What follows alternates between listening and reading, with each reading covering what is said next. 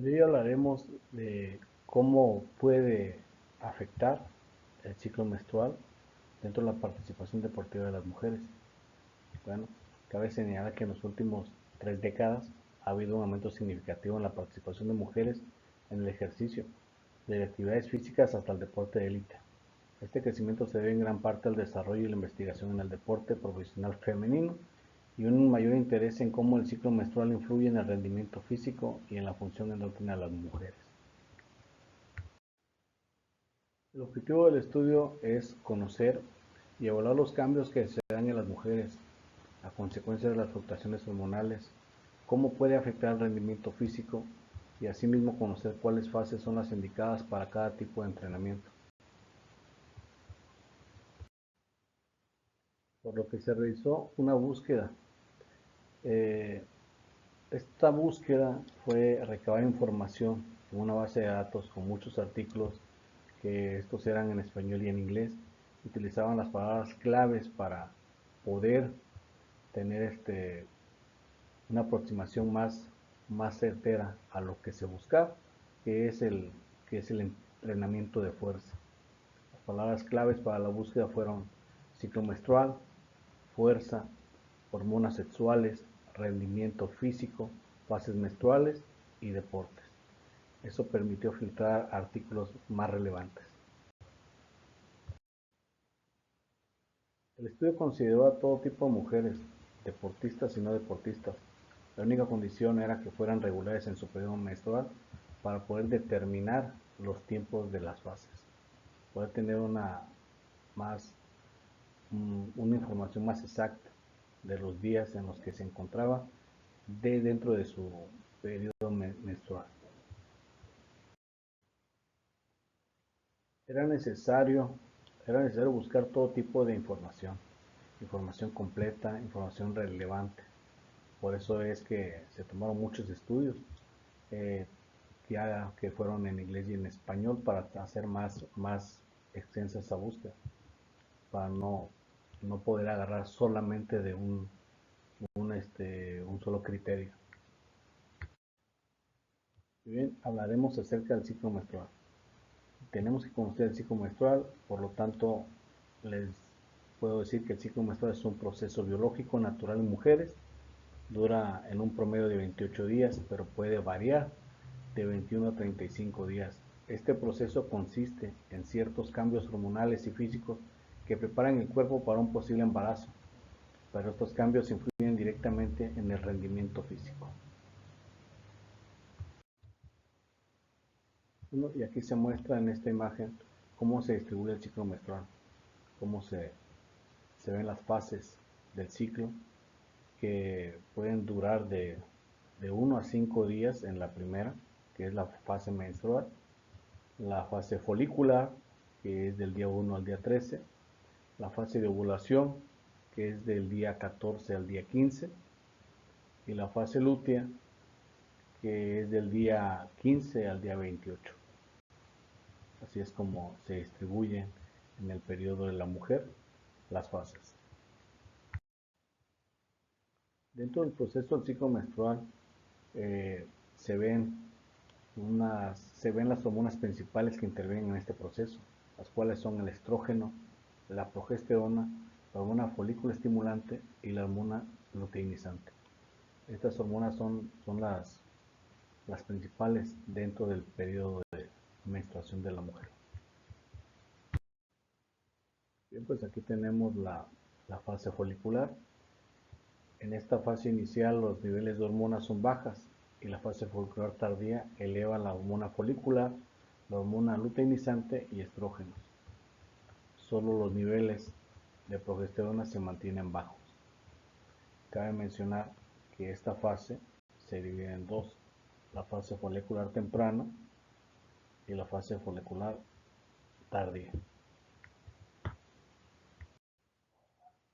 En esta fase existen cambios en los niveles hormonales.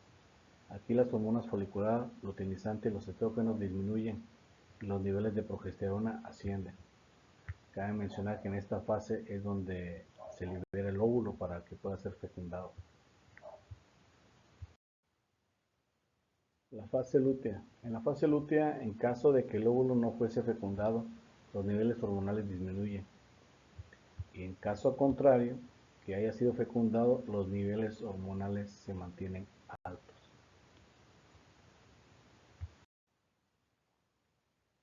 Y bien, esta gráfica representa qué niveles de hormonas están bajas y cuáles elevadas en cada fase.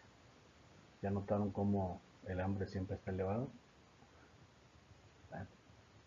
Un dato importante. Bueno, hablaremos de la progesterona. Como la progesterona es una hormona reguladora, pero puede afectar la capacidad en el entrenamiento, sobre todo en la fase lútea, que es donde es más elevada, ya que la progesterona es una hormona que regula el metabolismo. En dado caso, pues afecta, afecta un poco el entrenamiento, porque siempre va a tratar de mantener la regulación un poco más baja. La influencia de la hormona estrógeno. Bueno, el estrógeno en la fase folicular puede contribuir al trabajo intenso y ayudar en el desarrollo muscular. Variación de fuerza. La capacidad de generar fuerza puede diferir significativamente entre las fases del ciclo menstrual, destacando la influencia hormonal en el rendimiento físico. Cada persona es distinta y el ciclo menstrual puede afectar más a unas que a otras. Métodos de investigación, cómo es que se llevó a cabo todo esta investigación, cómo fue que se buscó recabar tanta información. Pues la descripción del proceso es la siguiente. La búsqueda y revisión de artículos en las plataformas se tomaron en cuenta. La información de archivos desde el año que datan desde el 1996, todos los archivos que se referían a la influencia de la fuerza muscular. Los artículos analizados fueron en inglés y en español y se centraron en mujeres hemorroicas sin tratamiento anticonceptivo, abarcando desde 1996 hasta la fecha actual. En el año 2023 se analizaron un total de 1.524 artículos, excluyendo 1.470 por no cumplir con los criterios establecidos, y se seleccionaron 10 para un análisis más profundo. Los resultados de la investigación fue un análisis exhaustivo de la literatura científica sobre la influencia del ciclo menstrual en el entrenamiento de fuerza. Y bueno, queremos saber qué se encontraron dentro de esos 10 artículos. Ahorita lo veremos. Como les mencioné, los artículos encontrados en esta búsqueda fueron 1.524 y 1.470 artículos fueron excluidos por criterios de selección que no coincidían, no cuadraban, de los cuales 10 artículos fueron analizados a profundidad. 10 artículos fueron los que se consideraron en sí, que dijeron, este trae información muy sólida, que realmente cuadraba con la información actual, y fueron los que se consideraron, que se tomaron en cuenta. De los 5 estudios considerados, bueno, de los 10 estudios que fueron considerados, 5 reportan resultados contradictorios sobre la fuerza. Esos experimentos, bueno, marca que no se dieron o no dieron un buen resultado por información recabada para iniciar la investigación, no era la correcta. Pudiera ser que la información fuera, no era la indicada, ¿sí? Porque marca que mujeres deportistas en ciertas fases tenían un mejor desempeño, y también marca que mujeres deportistas en otra fase tenían mejor desempeño también. Pero era muy contradictorio todo. Por eso es que esos 5 artículos fueron excluidos. De los 10 artículos que fueron seleccionados, 3 estudios muestran información relevante de las fases del ciclo menstrual que analizan el rendimiento físico en el entrenamiento, ya que tenían información muy buena y fueron considerados solamente 3. De los 10 que mencionamos, solo 2 estudios demuestran las fases en las que se dan mejores resultados para el entrenamiento de fuerza. El estudio DASA, realizado en el 2021, y el estudio Pahlavi, realizado en el 2017. Son los únicos 2 estudios que fueron considerados y tomados en cuenta para realizar para tomar en cuenta las fases de entrenamiento. Bueno, los mejores resultados se dan. El estudio DASA, llevado a cabo en el 2021, dio como resultado que las mujeres deportistas muestran mejores valores de fuerza en la fase lútea del ciclo menstrual, donde los niveles de progesterona son altos y que puede haber un impacto positivo en la capacidad de generar fuerza, por lo que puede planificar sus entrenamientos en esa fase. Por otro lado, el estudio Pahlavi, realizado en el 2017, muestra que las mujeres no deportistas encuentran mejores resultados de fuerza en la fase folicular. Cabe mencionar que las mujeres no están en un régimen de entrenamiento, por lo que la fase folicular podría ser más propia para el entrenamiento de fuerza. En conclusión, respecto a la influencia menstrual en la capacidad de producir fuerza, no es uniforme y presenta variaciones significativas. Podemos adaptar de manera individual considerando que en la fase folicular podemos trabajar ejercicios de fuerza isométrica. Bueno, y los resultados de las fases de entrenamiento.